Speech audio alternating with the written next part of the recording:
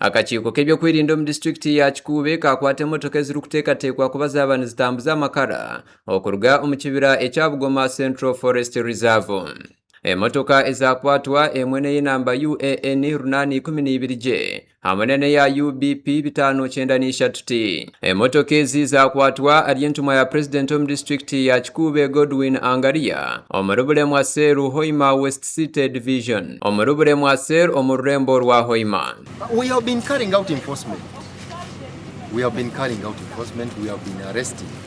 Only to date that we got information that 6 cars. So I said, let me also join the force. Because even the NFA team, they are moving.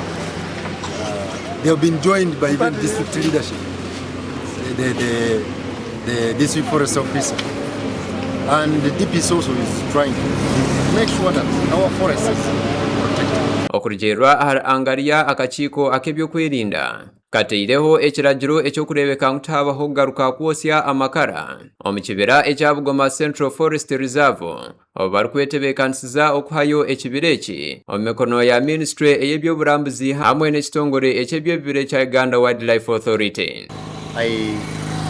When I was transferred to Kikuube, I found when our Bugoma Central Forest Reserve was encroached. People were growing maize, people were clearing trees for charcoal and timber.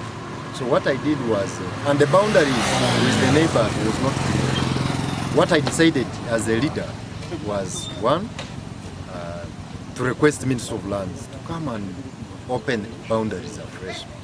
Probably to replant pillars of NFA. That exercise is ongoing. Then later we also requested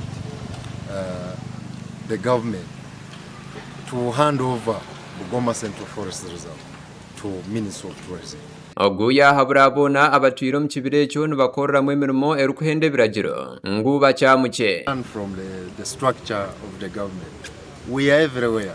The guidance to whoever is in the forest, please organize yourself and live peacefully. Because we are going to get you. Gasha kwa God asaba habwa Tayari West. Hello? Come. Kuja.